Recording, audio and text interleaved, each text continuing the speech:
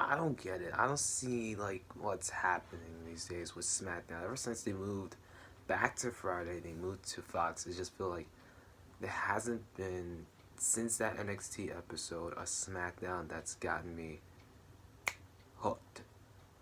And this one kind of didn't do the trick, and especially for a go home episode for the Royal Rumble, which is this Sunday. This felt weak. This felt super weak. Uh, the 6-man tag match kicked off the show. It was nice, a little fun, but in the end, it was just, in the beginning, it just felt dull, and then the whole entire thing just didn't do. Roman versus Corbin, the justice that kind of needed to go into the Royal Rumble with their match, coming in something like heated. It just didn't feel that way. They went to the backstage and they brawled. They went to the crowd, they brawled just to give people a glimpse, but it was just nothing. And then you got the Usos, and then you got Dolph and Robert Roode, just those four just doing whatever. It just feels so weird how this rivalry is going. But I think the Falls Count Anywhere match could be something. It's just a typical Corbin match and how it works. I'm a fan of Corbin. I'm a fan of Baron Corbin. But like watching his matches from 2018 to now, it's like, man, it's really like it gets a bit annoying just to see him just do the same things over and over. And I think he's a good athlete. I think he's a good, performer. He's a good wrestler. And he's really good at being a heel. But his matches just don't seem to click. So that's just really it for me. That's just really it when it comes to that 6-man tag. It just didn't click the way it should have for Corbin versus Roman into Minute Maid Park in Houston for the Rumble. Yeah, the Fiend versus Daniel Bryan contract signing, that would be interesting. Get to that later. And then Lacey Evans did an interview saying Sasha and Bayley were bullies. Just opening up about her father joining the Marines, led her to WWE, and when she becomes champion, she wants to be a leader, to inspire, and just be someone that people look up to. And then Bayley attacked, and this would be an ongoing gag for quite some time. Ongoing gag for the next the next two things with the women. Carmella and Dana Brooke had an interview. They just was talking about their opportunities to win the Rumble.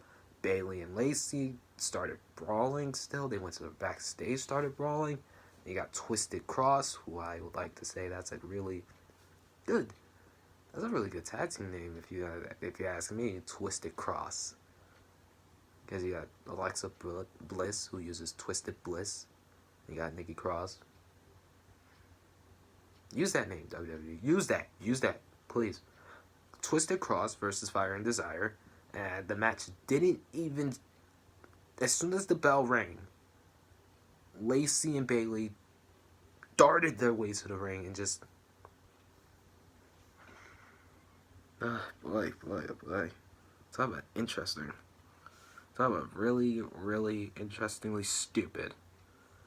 So what was the point of having a women's tag team match in the first place? I don't know.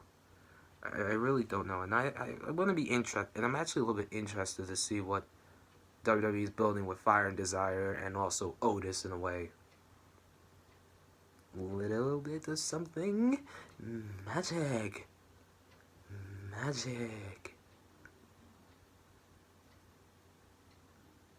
Braun and Elias teamed up. Elias had his little concert just...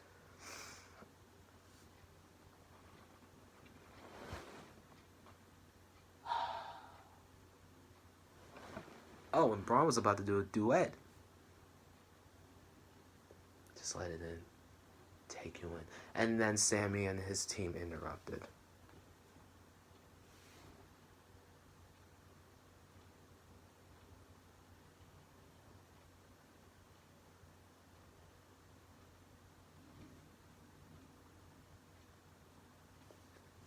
I had a tag match. in which Braun and Elias won.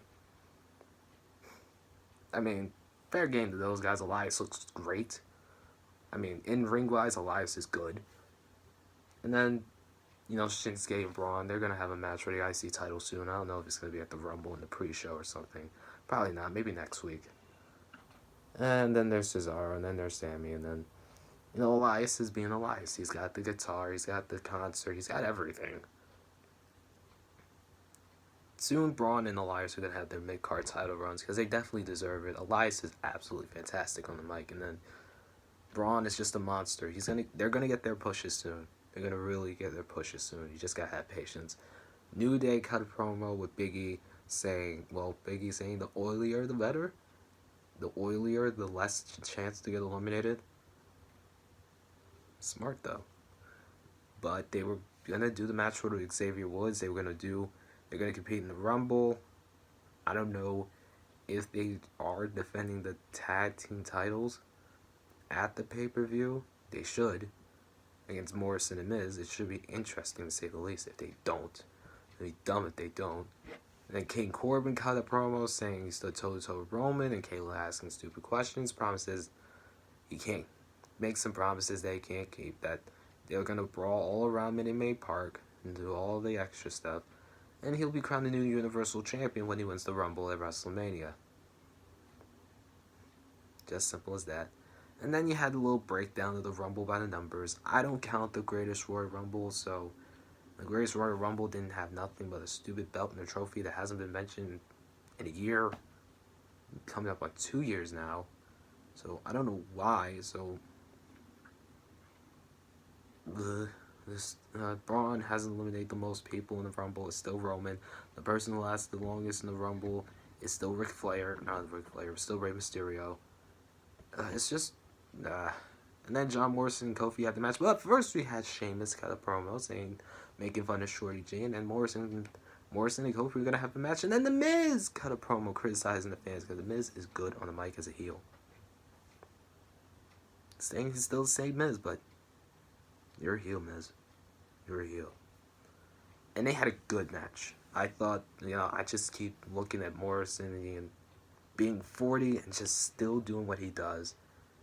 Man, he is damn good. John Morrison is fantastic. One of my favorites. One of my personal favorites of all time. He just dazzles in the ring. And also Miz and Morrison are competing in the Rumble match as well. I guess the field is set for the Rumble? But then you had the contract signing. The contract signing was interesting to say the least. It was fairly, fine contract signing. Of course, you had the Firefly Funhouse, which is Bray's just absolute god thing to do. The Firefly Funhouse is just that. It's just fantastic. It's always great to just listen to Bray just be Bray. And the Firefly Funhouse allows him just to be himself. And just having the contract and just messing around with it. And then Bryan's just saying all Bray does is run and the Fiend won't be able to run at all. But then Bray mentions the word of the day, mistake, and how Bryan made a mistake in betraying him. And then the Fiend made his presence known with the Mandible Claw, Sister Abigail, and some lashes to the back of Bryan after ripping his shirt off. This is going to be a fun match. I mean, usually strap matches are interestingly weird, to say the least. I think the last strap... I don't know when the last strap match was. The one that I can remember was Umaga and CM Punk. That's the one I can really remember. But, hey, I mean, this strap match is going to be super interesting, and the red light as well. I love the red light personally, and I think it's going to be a fun little thing to just see happen. My overall rating on... Oh, wait, did I mention that the Fiend signed a contract with its own blood?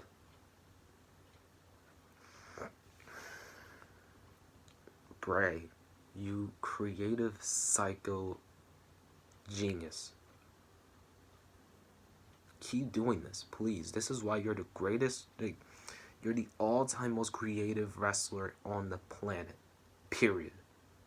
Just keep coming up with such stuff like this. But other than that, I think this show was... I want to give it a lower rating.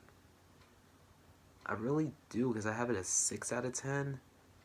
Because I found Morrison to be intriguing, and the contract signing was good. A lot of the show just felt flat for me. You know what? I'm going to give this a 4 out of 10. The show just felt flat. This is not how you just go into a go-home show. And I don't know what's been going on with SmackDown, how they've been booking stuff. It's just been weird. They need to fix it. Other than that, I mean, tomorrow I got my prediction video for the Rumble going up. I'm going to be watching NWA Hard Times just to see how it goes. And then I'm going to do a live stream for NXT Worlds Collide. So I'm going to try to find something if I don't get the network. But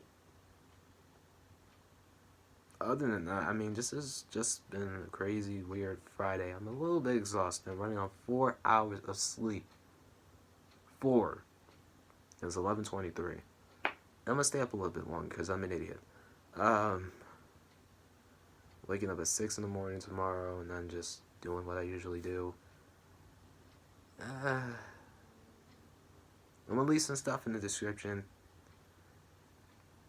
Let me say that a little bit more exciting. I'm going to leave a little bit of stuff down in the description. If you want to check that out, you can. If you want to like, if you want to share, if you want to comment, if you want to freaking subscribe, you can.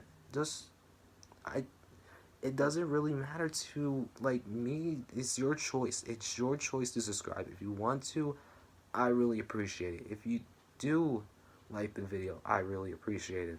Because it just goes a long way to a whole lot of things. And a better future. That's what we're here to do. Build a better future. Because the future that we have right now sucks. The future that we're building towards is a better future than what we have in the current day. So, keep that in mind as you sleep tonight, as everybody sleeps tonight or is up in the morning, wherever you guys are. If you're in Australia, I'm praying and sending all my love to you guys, because I'm really hoping that, you know, the fires end soon and, you know, everyone can be okay living in such a beautiful little country that is Australia, although it goes through so much of a hot drought. And my plan my plan soon is to visit Sydney and Melbourne. You know, 2 great looking cities with just a whole lot to offer. But, you know, I'm just hoping that the fires do end. Something happens, a miracle happens. I hope the shootings end. There's just been so much going on in the world that we just need to take a minute and just breathe and just, you know, look at ourselves in the mirror and just be thankful for just being alive today. For all of us that are alive today, and those that are, you know, been through all this pain, is like, we're hoping that you stay okay. We're hoping that you stay okay, that you're gonna be okay, and that you will be okay. So that's where I'm going to really end this video on this personal message. Because we all just need just someone to be with in the end. I'm going to, around 11:26, you can see if I'm closing my eyes back and forth, I'm probably a little bit tired and my voice is getting there as well. So I'm going to end it here. I'm going to go. Bye, everybody. See you tomorrow for every other thing that I have else planned on this little schedule. This is going to be a busy week. Busy week. But I'm ready. And I'm going to go. Bye.